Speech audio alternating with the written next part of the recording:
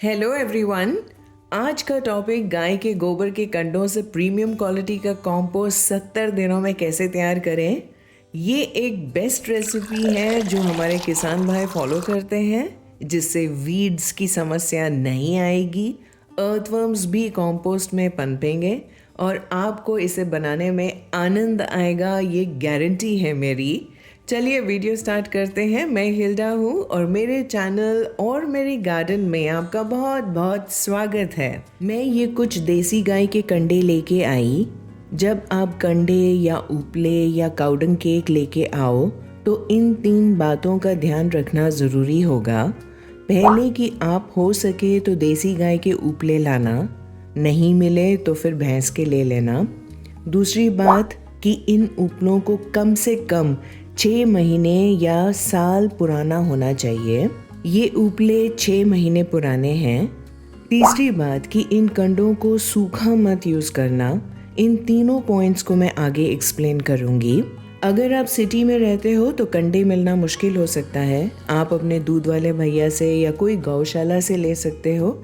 ये ऑनलाइन भी अवेलेबल हैं। मैंने ये कंडे अपने सब्जी वाले भैया से लिए हैं। सब्जी वाले भैया से क्यों, ये मैं आगे समझाती हूँ। कुछ कंडे टूट गए हैं तो तोलने पे ये टोटल 3 किलो हैं। मुझे 5 रुपए का पड़ा है एक कंडा। अब मैं एक बकेट ले रही हूँ। ये मैं गार्डनिंग के लिए ही यूज़ करती हूँ। अब आपके पास साबुत कंडे होंगे तो हो सकता है उन्हें हाथों से तोड़ना मुश्किल हो, तो आप हथौड़ी यूज़ कर सकते हो। इनको छोटे पीसेस में तोड़ना है, फिर इनको बकेट में डालेंगे। जो टूटे पीसेस हैं वो आसानी से हाथों से ही टूट रहे हैं। मैं ये पैकेट के सारे कंडे नहीं यूज़ करूँगी, इसे हाफ ही यूज़ करूँगी। गाय की गोबर को हाथों से ऐसे गोल केक बना के इनको सुखाया जाता है। गाय की गोबर असल में घास ही होती है। जो गाय भैंस चारा खाती है, ग्रीन फूड खाती है, वो सारा का सारा 8 या 12 घंटे में बाहर निकल आता है गोबर के रूप में। लेकिन ये फुल्ली डिकम्पोज नहीं होता, हमें इसे डिकम्पोज करना होता है। इसमें सबसे ज़्यादा अमोनिया गैस और मीथेन गैस होती है और ये दोनों ही खतरनाक होती हैं। इन कंडों को सुखाने से इसमें जो गैस होती है इसकी मात्रा थोड़ी कम हो जाती है। अभी भी इन कंडों को गाँव में ईंधन के रूप में यूज़ किया जाता है। काउडंग केक की कैलोरीफिक वैल्यू काफ़ी लो होती है, तो इसको जलाने से एज रेजिड्यू काफ़ी ऐश निकलता है। और cow dung smoke can cause arsenic poisoning, जो हमारे लिए हानिकारक होता है। तो बेस्ट है कि इसको डिकम्पोज करके इसे एज फर्टिलाइजर यूज़ किया जाए। नर्सरी में जब हम मिट्टी खरीदते हैं तो हमें बताया जाता है कि उसमें गोबर की खाद भी मिलाई है, तो ये उपले तोड़ के डाल देते हैं, जिसके छोटे छोटे टुकड़े हमें मिट्टी में मिले हुए दिखाई देते हैं। ये डिकम्पोज नहीं होता है, हमें बेवकूफ़ बनाया जाता है। अब ये बचे हुए उपले मैं यूज़ नहीं कर रही। अब जो उपले तोड़ के बकेट में डाले हैं उनमें प्लेन वाटर ऐड करूँगी। उतना पानी ऐड करूँगी कि ये अच्छी तरह से डिप हो जाए। कंडे हल्के होते हैं तो पानी डालने से ऊपर फ्लोट करने लगते हैं। देखिए, जैसे यहाँ एक छोटा पीस उपले का पानी में डालूंगी तो फ्लोट करेगा, तो कोई वेट डालने से ही ये पानी के नीचे बैठेगा और पानी सोक करेगा अच्छी तरह। इसलिए कोई भी वज़न इन पे रखना पड़ेगा। मैं ये भारी पत्थर ले रही हूँ। ये देखिए, आप एयर बबल्स देख पा रहे होंगे। ये अब पानी सोक करने लग गया है। मैंने वीडियो के स्टार्ट में बताया था कि कंडे 6 महीने या 1 साल पुराना कम से कम होना चाहिए। उसकी खाद बहुत बढ़िया बनती है। महीने 2 महीने के कंडे होंगे तो खाद अच्छी नहीं बनेगी, क्योंकि वो कंडे बहुत गर्म होते हैं। अब इन कंडों को पानी में डुबोने से इनमें जो बाकी हीट है वो भी निकल जाएगी। बकेट में पानी ऐड करने के बाद हम कंडों को शेडी एरिया में 24 आवर्स से 36 आवर्स तक रखेंगे। शेडी एरिया में, क्योंकि बैक्टीरिया और फंगाई जो काम कर रहे होंगे उन्हें नुकसान ना हो, और 24 आवर्स या 36 आवर्स में इनकी जो हीट है और गैस है वो कम हो जाएगी। इस टब में ड्राई लीफ मोल्ड या सूखी पत्ती की खाद है और इस वाली टब में किचन वेस्ट कंपोस्ट है। इनके वीडियोस के लिंक मैं दे दूंगी डिस्क्रिप्शन बॉक्स में, आप चेक कर सकते हो। ये मेरा ड्राइववे है, यहाँ पर मैं अपनी सारी कंपोस्टिंग करती हूँ। यहाँ धूप और बारिश नहीं आती। और हाँ, कंडों के बकेट को एक कपड़े से ढक लेना जिससे एयर पास हो सके और मक्खी और कीड़े ना अट्रैक्ट हों, क्योंकि हल्की सी दुर्गंध आती है। चलिए अब मैं आपको मेरे घर के बाहर गार्डन में ले चलती हूँ। उसका रीज़न है विंटर का सीज़न है और बहुत बढ़िया धूप निकली है। अब यहाँ मैं अपने गार्डन की टॉप लेयर वाली मिट्टी हटा के उसके नीचे से मिट्टी एक बोल में कलेक्ट कर रही हूँ, जैसे आप वीडियो में देख सकते हो। ये मिट्टी हमें 2 दिन बाद लगेगी जब हम कॉम्पोस्टिंग एक्चुअली स्टार्ट करेंगे। ये मिराबिलिस जलापा का प्लांट विंटर्स में भी फूल दे रहा है और ये पोर्तुलाका और पोर्सिलेन को मैंने विंटर्स में कैसे सेव किया है, इन दोनों पे मैंने डिटेल्ड वीडियो बनाए हैं। लिंक मैं दे दूंगी डिस्क्रिप्शन बॉक्स में, आप चेक कर सकते हो। अब 36 आवर्स के बाद बकेट चेक करती हूँ। ये दोनों किचन वेस्ट कंपोस्ट और सूखी पत्तियों की खाद के जो टब्स थे उनको मैंने प्लास्टिक शीट से कवर कर दिया है और थोड़ा मुंह खोल के रखा हुआ है कि हवा पास हो जाए। मुझे 2 टब्स लगेंगे इसलिए। अब कपड़ा खोल के चेक करते हैं। ये दोनों पत्थर निकाल लेती हूँ। देखिए कितने अच्छे सोख हो गए हैं कंडे के पीसेस। पानी में आप झाग देख पा रहे होंगे, इसका मतलब पानी अच्छा फर्मेंट हो गया है, कंडों का गुण पानी में आ गया है। अब ये टब में एक छन्नी रख देती हूँ और सारा कंडों का पानी इसमें डाल देती हूँ। देखिए कितने अच्छे भीग गए हैं और कितनी आसानी से टूट रहे हैं कंडे के पीसेस। अब ये पानी जो टब में कलेक्ट हुआ है इसको हम फेंकेंगे नहीं, इस पर हम बाद में आते हैं। अब दूसरा टब ले रही हूँ। इस स्टेप के लिए ग्लव्स पहन लेना, क्योंकि हमारे हाथों पर से स्मेल आसानी से नहीं जाएगी और हाथों से खाना खाते हैं तो थोड़ी परेशानी हो सकती है। अब कंडों के पीसेस हम हाथों में लेके अच्छी तरह इन्हें मसलेंगे और इनका पाउडर बनाएंगे। जितना अच्छा हम इसे मसलेंगे उतना जल्दी बनेगा हमारा काउडंग कंपोस्ट। चलिए तब तक बात करते हैं गाय की गोबर को पूरी तरीके से डिकम्पोज करके ही क्यों यूज़ करना होता है। वो इसलिए कि जब भी गाय रोटी, चारा कुछ भी खाती है तो fats, carbohydrates, proteins, vitamins, fibres ये सब होते हैं जो गाय के पेट में जाते हैं। कुछ तो इंटेस्टाइन में डाइजेस्ट हो जाते हैं पूरी तरीके से और कुछ कम्प्लीटली डाइजेस्ट नहीं होते हैं और डंग में बाहर आ जाते हैं। तो फ्रेश गोबर में कार्बोहाइड्रेट्स, फैट्स, विटामिन्स, प्रोटीन्स होते हैं जो प्लांट्स की रूट्स कभी भी अब्जॉर्ब नहीं कर पाते। रूट्स अब्जॉर्ब करती हैं कार्बन, हाइड्रोजन, ऑक्सीजन, नाइट्रोजन, तो इसलिए फ्रेश गोबर को नहीं यूज़ किया जाना चाहिए बल्कि डीकम्पोज करके ही यूज़ करना चाहिए। डीकम्पोज जब हम करते हैं या सड़ाते हैं तब बैक्टीरिया कंपाउंड्स को एलिमेंट्स में ब्रेक कर देते हैं, like carbohydrates, fats, proteins, vitamins को कार्बन, हाइड्रोजन, ऑक्सीजन, नाइट्रोजन में ब्रेक कर देता है। इस प्रोसेस में मीथेन गैस सारी निकल जाती है और लास्ट में जो रेजिड्यू बचता है वो रियल ऑर्गेनिक फर्टिलाइजर होता है जिसे प्लांट्स अब्जॉर्ब कर सकते हैं। देखिए बातों बातों में मैंने सारा गोबर मसल दिया। चलिए आगे बढ़ते हैं। अब इसमें ऐड करेंगे मिट्टी जो गार्डन से ली थी।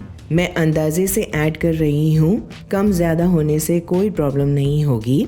अब मैंने गार्डन की मिट्टी ऊपर से हटा के नीचे से क्यों ली थी, वो इसलिए कि मिट्टी की ऊपर की जो लेयर होती है उस पर धूप लगने से माइक्रो ऑर्गेनिजम्स जो मिट्टी में प्रेजेंट होते हैं वो डैमेज हो जाते हैं। मिट्टी के नीचे माइक्रोबियल एक्टिविटीज़ बहुत अच्छी चलती है तो वो हमें चाहिए यहाँ। मेरे गार्डन में मैं कोई भी केमिकल फर्टिलाइज़र यूज़ नहीं करती हूँ और मिट्टी में करोड़ों करोड़ों गुड बैक्टीरिया होते हैं और इससे ऐड करने से हमारा कंपोस्ट जल्दी डिकम्पोज होगा और अच्छा भी बनेगा। मिट्टी में कोई कंकड़ पत्थर नहीं होने चाहिए। अब हम इसको अच्छी तरह से मिला लेंगे। अब मैं आपको एक इंटरेस्टिंग बात बताती हूँ। अगर आपके घर के पास पीपल या बरगद का कोई पेड़ हो तो उसके नीचे से मिट्टी खोद के कलेक्ट कर लेना। अब इन दोनों पेड़ों के नीचे से क्यों, वो इसलिए क्योंकि ये दोनों पेड़ हर समय ऑक्सीजन देने वाले पेड़ हैं और ज़्यादा ऑक्सीजन देने वाले पेड़ के नीचे जीवाणु की संख्या बहुत अधिक होती है।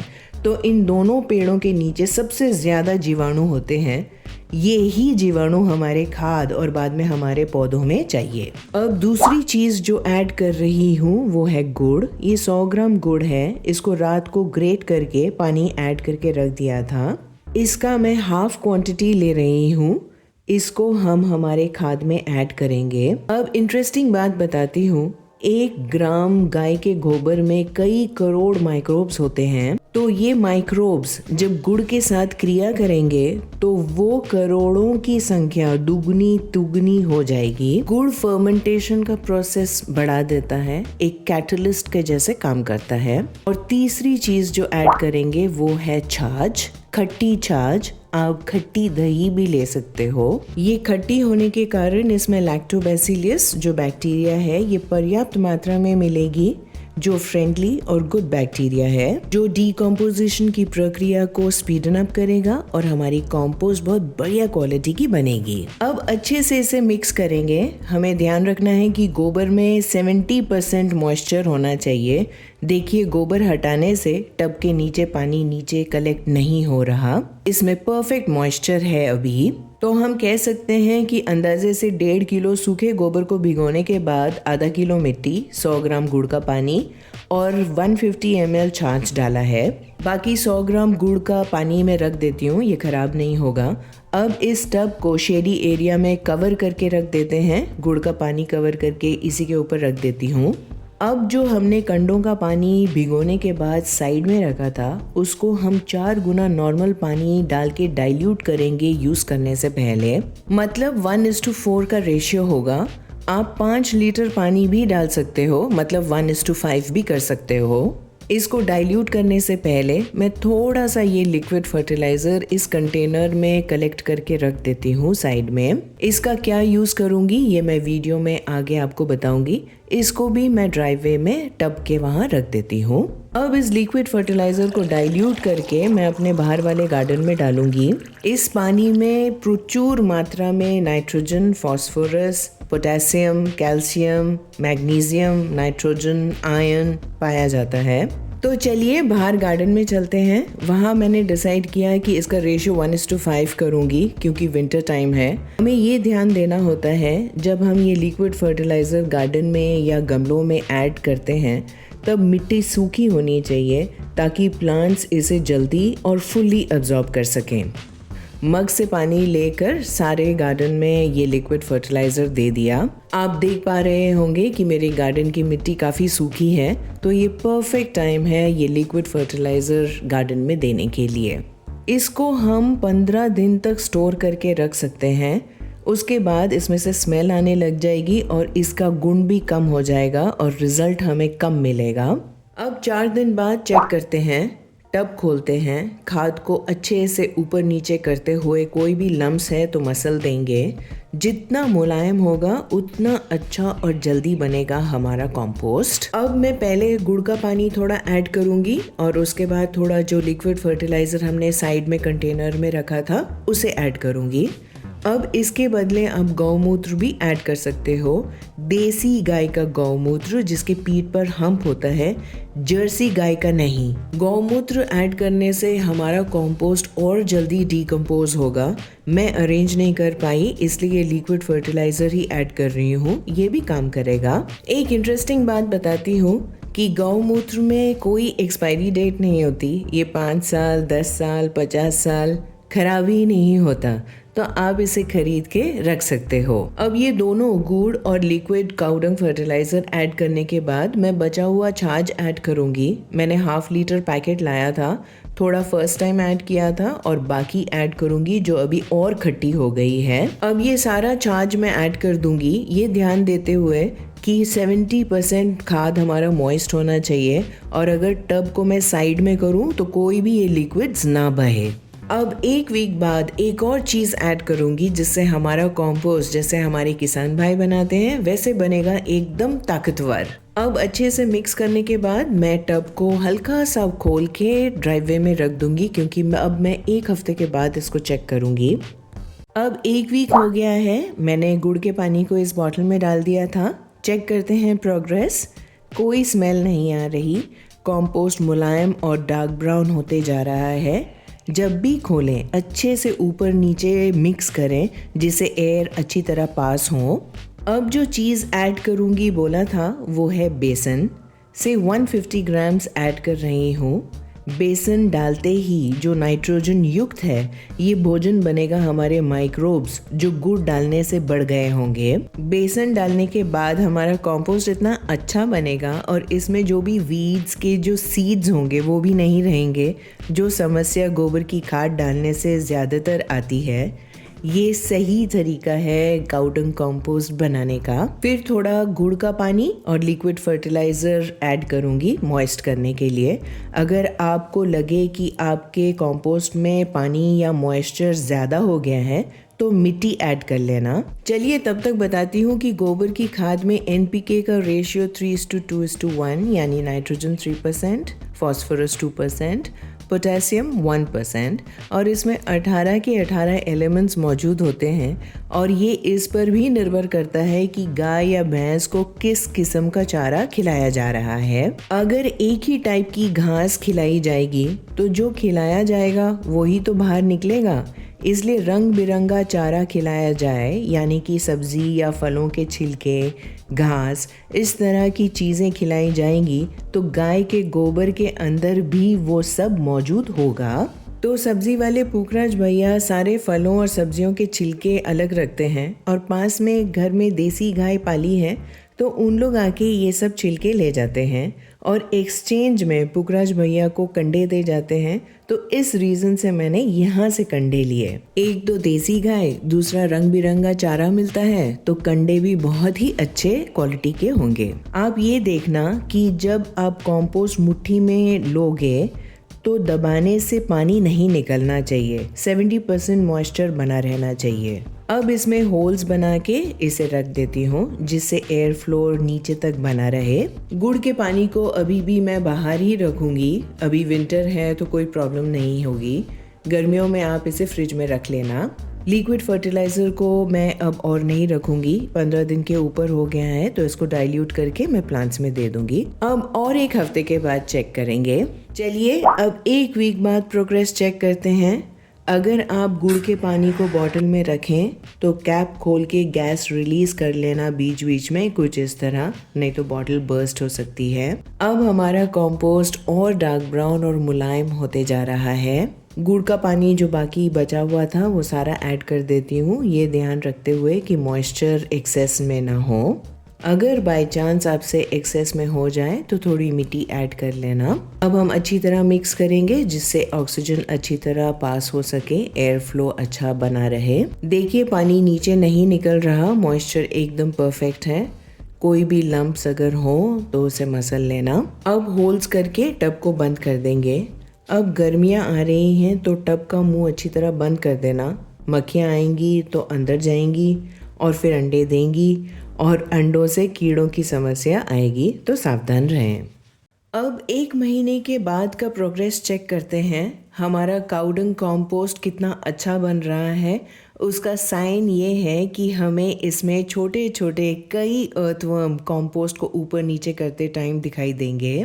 हमने कंपोस्ट बनाते टाइम मिट्टी ऐड की थी जिसमें अर्थवर्म्स के अंडे होंगे, तो वो यहाँ ग्रो हो गए हैं। अब ये छोटे छोटे अर्थवर्म्स कंपोस्ट में ऊपर नीचे घूमेंगे और ऑक्सीजन का फ्लो बहुत अच्छा करेंगे।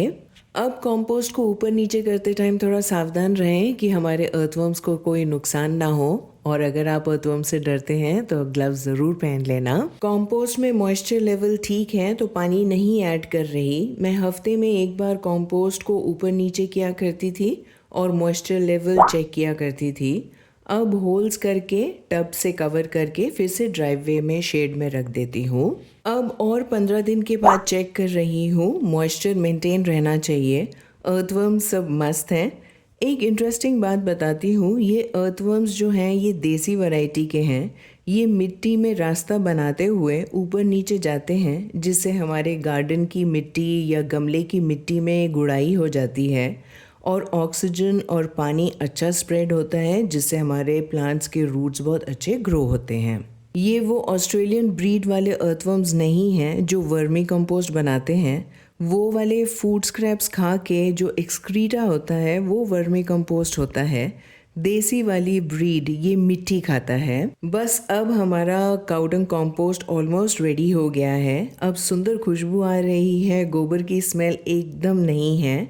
1 हफ्ता और रखना चाहती हूँ। अब 7 दिन हो गए हैं। अब हमारा कंपोस्ट एकदम रेडी है। बारिश के बाद मिट्टी में जो सुंदर खुशबू आती है वैसे आ रही है। देखिए कितना अच्छा डिकम्पोज हुआ है। अब एक इम्पॉर्टेंट बात, बहुत लोग कंपोस्ट बनाने के बाद उसे धूप में सुखाते हैं। प्लीज़ ऐसे मत करना।